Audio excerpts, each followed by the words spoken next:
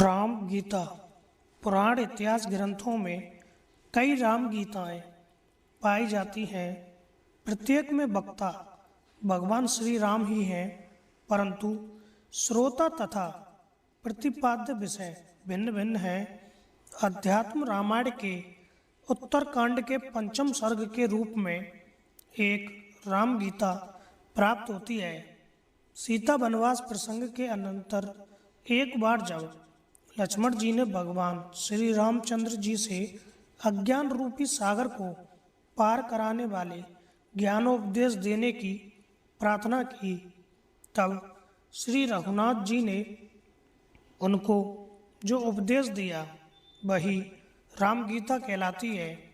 इसमें युक्ति युक्त विवेचन द्वारा आत्मज्ञान को ही विशुद्ध ज्ञान बताकर समस्त इंद्रियों को विषयों से निवृत्त करके आत्म अनुसंधान हेतु प्रेरित किया गया है।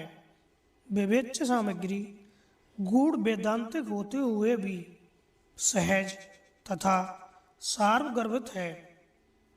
इस राम गीता को यहाँ अनुवाद प्रस्तुत किया जा रहा है। किसी दिन भगवान राम, जिनके चरण कमलों की सेवा साक्षात श्री लक्ष्मी जी करती हैं, एकांत में बैठे हुए थे। उस समय शुद्ध विचार वाले लक्ष्मण जी ने उनके पास जाकर उन्हें भक्ति पूर्वक प्रणाम कर कर अति विनती भाव से कहा, हे महामते, आप शुद्ध ज्ञान स्वरूप समस्त देहधारियों के आत्मा, सबके स्वामी और स्वरूप से निराकार हैं। जो आपके चरण कमलों के लिए ब्रह्म रूप है, उन परम भागवतों के सहवास के रसिकों को ही आप ज्ञान दृष्टि से दिखलाई देते हैं। हे प्रभु, योगी जन जिनका निरंतर चिंतन करते हैं, संसार से छुड़ाने वाले उन आपके चरण कमलों की मैं शरण हूँ। आप मुझे ऐसा उपदेश दीजिए जिससे मैं सुगमता से ही अज्ञान रूपी अपार समुद्र के पार हो जाऊं। श्री लक्ष्मण जी के ये सब वचन सुनकर शरणागत वत्सल भूपाल शिरोमणि भगवान राम सुनने के लिए उत्सुक हुए। लक्ष्मण को उनके अज्ञान अंधकार का नाश करने के लिए प्रसन्न चित्त से ज्ञानोपदेश करने लगे। भगवान श्री राम बोले, सबसे पहले अपने अपने वर्ण और आश्रम के लिए शास्त्रों में बतलाई हुई क्रियाओं का यथावत पालन कर चित्त शुद्ध हो जाने पर उन कर्मों को छोड़ दें और सम दाम आदि साधनों से संपन्न हो आत्मज्ञान की प्राप्ति के लिए सद्गुरु की शरण में जाएं। कर्म देहांतर की प्राप्ति के लिए ही स्वीकार किए गए हैं, क्योंकि उनमें प्रेम रखने वाले पुरुषों से इष्ट अनिष्ट दोनों ही प्रकार की क्रियाएं होती हैं। उनसे धर्म और अधर्म दोनों ही की प्राप्ति होती है और उनके कारण शरीर प्राप्त होता है, जिससे फिर कर्म होते हैं। इसी प्रकार यह संसार चक्र के समान चलता रहता है। संसार का मूल कारण अज्ञान ही है और इन शास्त्रीय विधि वाक्यों में उस अज्ञान का नाश ही संसार से मुक्त होने का उपाय बतलाया गया है। अज्ञान का नाश करने में ज्ञान ही समर्थ है, सकाम कर्म नहीं, क्योंकि उस अज्ञान से उत्पन्न होने वाला कर्म उसका विरोधी नहीं हो सकता। सकाम कर्म द्वारा अज्ञान का नाश अथवा राग का क्षय नहीं हो सकता, बल्कि उससे दूसरे सदोष कर्म की उत्पत्ति होती है। उससे पुनः संसार की प्राप्ति होना अनिवार्य है। इसलिए बुद्धिमान को ज्ञान विचार में ही तत्पर होना चाहिए।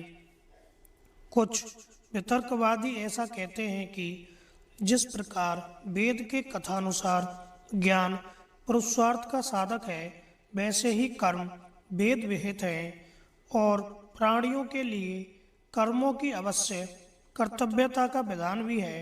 इसलिए वे कर्म ज्ञान के सहकारी हो जाते हैं। साथ ही श्रुति ने कर्म ना करने में दोष भी बतलाया है, इसलिए मुमुक्षु को उन्हें सर्वदा करते रहना चाहिए। और यदि कोई कहे कि ज्ञान स्वतंत्र है एवं निश्चय ही अपना फल देने वाला है, उसे मन से भी किसी और की सहायता की आवश्यकता नहीं है, तो उसका यह कहना ठीक नहीं।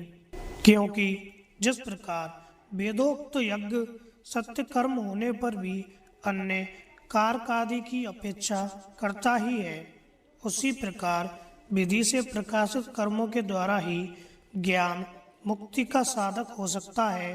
अतः कर्मों का त्याग उचित नहीं है। सिद्धांती ऐसा जो कोई कुतर्की कहते हैं, उनके कथन में प्रत्यक्ष विरोध होने के कारण वह ठीक नहीं है, क्योंकि कर्म देह अभिमान से होता है और ज्ञान अहंकार के नाश होने पर सिद्ध होता है। वेदांत वाक्यों का विचार करते करते विशुद्ध विज्ञान के प्रकाश से उद्भासित जो चरम आत्मवृत्ति होती है, उसी को विद्या आत्मज्ञान कहते हैं। इसके अतिरिक्त कर्म संपूर्ण कारक आदि की सहायता से होता है, किंतु विद्या समस्त कारक आदि का अनित्य तत्व की भावना द्वारा नाश कर देती है। इसलिए समस्त इंद्रियों के विषयों से निवृत्त होकर निरंतर आत्म अनुसंधान में लगा हुआ बुद्धिमान पुरुष संपूर्ण कर्मों का सर्वथा त्याग कर दे, क्योंकि विद्या का विरोधी होने के कारण कर्म का उसके साथ सामुच्चय नहीं हो सकता।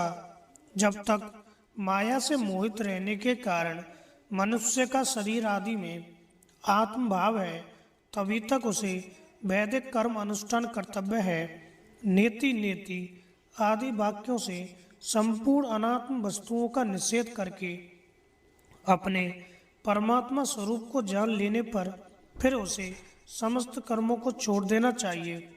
जिस समय परमात्मा और जीवात्मा के भेद को दूर करने वाला प्रकाश में विज्ञान अंतःकरण में स्पष्टतया भाषित होने लगता है, उसी समय आत्मा के लिए संसार प्राप्ति की कारण माया अनायास ही कारक आदि के सहित लीन हो जाती है।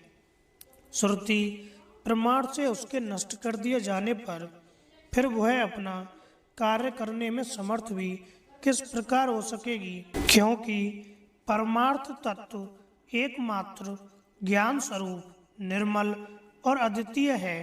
अतः बोध हो जाने पर फिर अविद्या उत्पन्न नहीं होगी। जब एक बार नष्ट हो जाने पर अविद्या का फिर जन्म ही नहीं होता, तो बोधवान को मैं इस कर्म का करता हूँ ऐसी बुद्धि कैसे हो सकती है। इसलिए ज्ञान स्वतंत्र है, उसे जीव के मोक्ष के लिए किसी और कर्म आदि की अपेक्षा नहीं है। वह स्वयं अकेला ही उसके लिए समर्थ है। इसके सिवा तैत्तिरीय शाखा की प्रसिद्ध श्रुति भी आग्रह पूर्वक स्पष्ट करती है कि समस्त कर्मों का त्याग करना ही अच्छा है, तथा एतावत इत्यादि वाजसनेयी शाखा की श्रुति भी कहती है कि मोक्ष का साधन ज्ञान ही है, कर्म नहीं। और तुमने जो ज्ञान की समानता में यज्ञ आदि का दृष्टांत दिया सो ठीक नहीं है, क्योंकि उन दोनों के फल अलग अलग हैं।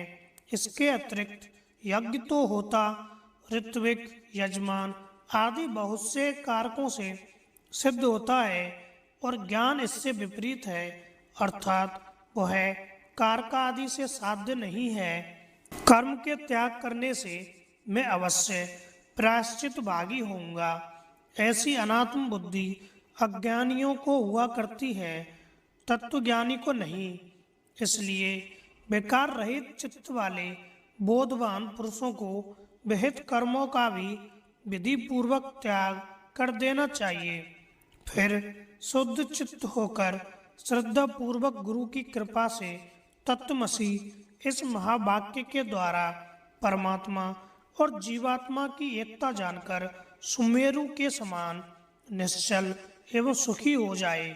यह नियम ही है कि प्रत्येक वाक्य का अर्थ जानने में पहले उसके पदों के अर्थ का ज्ञान ही कारण है। इस तत्वमसि महावाक्य के तत् और त्वम पद क्रम से परमात्मा और जीवात्मा के वाचक हैं और असि इन दोनों की एकता करता है। इन दोनों जीवात्मा और परमात्मा में जीवात्मा प्रत्यक अंतःकरण का साक्षी है और परमात्मा परोक्ष इंद्रियातीत है। इस वाच्यार्थ रूप विरोध को छोड़कर और लक्षणावृत्ति से लक्षित उनकी शुद्ध चेतना को ग्रहण कर उसे ही अपना आत्मा जाने और इस प्रकार एक ही भाव से स्थित हों। इन तत् और त्वम पदों में एक रूप होने के कारण जहती लक्षणा नहीं हो सकती और परस्पर विरोध होने के कारण अजहल लक्षणा भी नहीं हो सकती। इसलिए स्वयं यह वही है। इन दोनों पदों के अर्थ की भांति इन तत् और त्वम पदों में भी भाग त्याग लक्षणा ही निर्दोषता से हो सकती है। पृथ्वी आदि पंचीकृत भूतों से उत्पन्न हुए सुख दुख आदि कर्म भोगों के आश्रय और पूर्व उपार्जित कर्म फल से प्राप्त होने वाले इस माया में आदि अंतवान शरीर को विज्ञजन आत्मा की स्थूल उपाधि मानते हैं और मन बुद्धि 10 इंद्रियां तथा 5 प्राण इन 17 अंगों से युक्त और अपंचीकृत भूतों से उत्पन्न हुए सूक्ष्म शरीर को जो भोक्ता के सुख दुखादि अनुभव का साधन है आत्मा का दूसरा देह मानते हैं। इनके अतिरिक्त अनादि और अनिर्वाच्य माया में कारण शरीर ही जीव का तीसरा देह है। इस प्रकार उपाधि भेद से सर्वथा पृथक स्थित अपने आत्म रूप को क्रमशः उपाधियों का बाध्य करते हुए अपने हृदय में निश्चय करे। इस फटिक मणि के समान यह आत्मा भी अन्न में आदि भिन्न भिन्न कोशों में उनके संग से उन्हीं के आकार का भासने लगता है, किंतु इसका भली प्रकार विचार करने से यह अद्वितीय होने के कारण असंग रूप और अजन्मा निश्चित होता है। त्रिगुणात्मिका बुद्धि की ही स्वप्न जागृत और सुषुप्ति भेद से 3 प्रकार की वृत्तियां दिखाई देती हैं, किंतु इन तीनों वृत्तियों में से प्रत्येक का एक दूसरी में व्यभिचार होने के कारण ये तीनों ही एकमात्र कल्याण स्वरूप नित्य पर ब्रह्म में मिथ्या है, अर्थात उसमें इन वृत्तियों का सर्वथा अभाव है। बुद्धि की वृत्ति ही देह इंद्रिय प्राण मन और चेतन आत्मा के संघात रूप से निरंतर परिवर्तित होती रहती है। यह वृत्ति तमोगुण से उत्पन्न होने वाली होने के कारण अज्ञान रूपा है और जब तक यह रहती है तब तक ही संसार में जन्म होता रहता है। नेति नेति आदि श्रुति प्रमाण से निखिल संसार का बाध्य करके और हृदय में चिद घनामृत का आस्वादन करके संपूर्ण जगत को उसके सार रूप सत्य ब्रह्म को ग्रहण करके त्याग दे। जैसे नारियल के जल को पीकर मनुष्य उसे फेंक देते हैं। आत्मा न कभी मरता है न जन्मता है, वह न कभी क्षीण होता है और न बढ़ता ही है। वह पुरातन संपूर्ण विशेषणों से रहित सुख स्वरूप स्वयं प्रकाश सर्वगत और अद्वितीय है। जो इस प्रकार ज्ञान में और सुख स्वरूप है उसमें यह दुख में संसार की प्रतीति कैसे हो सकती है। यह तो अध्यास के कारण अज्ञान से ही दिखाई दे रही है। जो इस प्रकार ज्ञान में और सुख स्वरूप है उसमें यह दुख में संसार की प्रतीति कैसे हो सकती है। यह तो अध्यास के कारण अज्ञान से ही दिखाई दे रहा है। ज्ञान से तो यह एक क्षण में ही लीन हो जाता है, क्योंकि ज्ञान और अज्ञान का परस्पर विरोध है। भ्रम से जो अन्य में अन्य की प्रतीति होती है, उसी को विद्वानों ने अध्यास कहा है। जिस प्रकार असर्प रूप रज्जु आदि में सर्प की प्रतीति होती है, उसी प्रकार ईश्वर में संसार की प्रतीति हो रही है, जो विकल्प और माया से रहित है।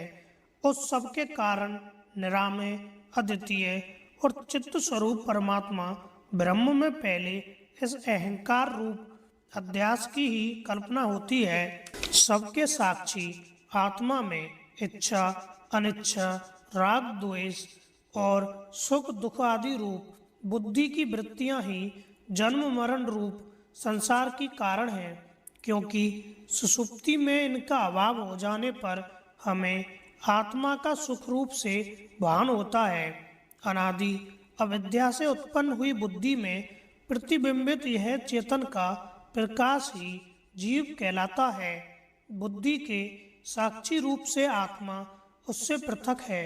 वह परमात्मा तो बुद्धि से अपरिच्छिन्न है। अग्नि से तपे हुए लोहे के समान चिदाभास साक्षी आत्मा तथा बुद्धि के एकत्र रहने से परस्पर अन्योन्य अध्यास होने के कारण क्रमशः उनकी चेतनता और जड़ता प्रतीत होती है।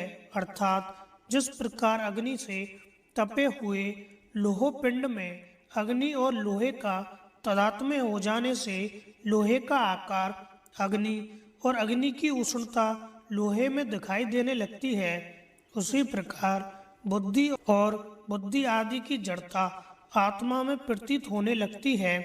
इसलिए अध्यास बस बुद्धि से लेकर शरीर पर्यंत अनात्म वस्तुओं को ही आत्मा मानने लगते हैं।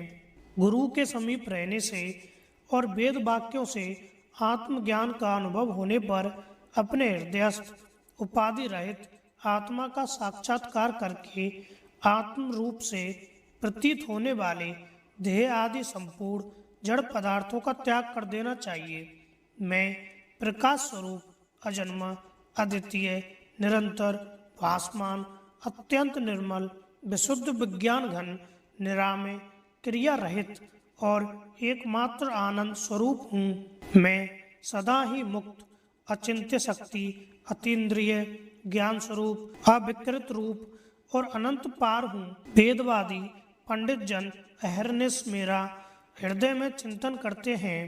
इस प्रकार सदा आत्मा का अखंड वृत्ति से चिंतन करने वाले पुरुष के अंतःकरण में उत्पन्न हुई विशुद्ध भावना तुरंत ही कारकादि के सहित अविद्या का नाश कर देती है।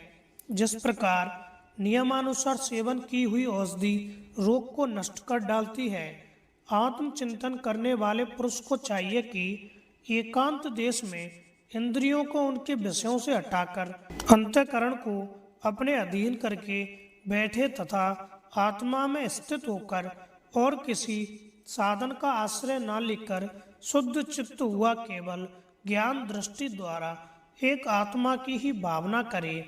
यह विश्व परमात्म स्वरूप है, ऐसा समझकर इसे सबके कारण रूप आत्मा में लीन करे। इस प्रकार जो पूर्ण चिदानंद स्वरूप से स्थित हो जाता है, उसे बाह्य अथवा आंतरिक किसी भी वस्तु का ज्ञान नहीं रहता। समाधि प्राप्त होने के पूर्व ऐसा चिंतन करें कि संपूर्ण चराचर जगत केवल ओमकार मात्र है।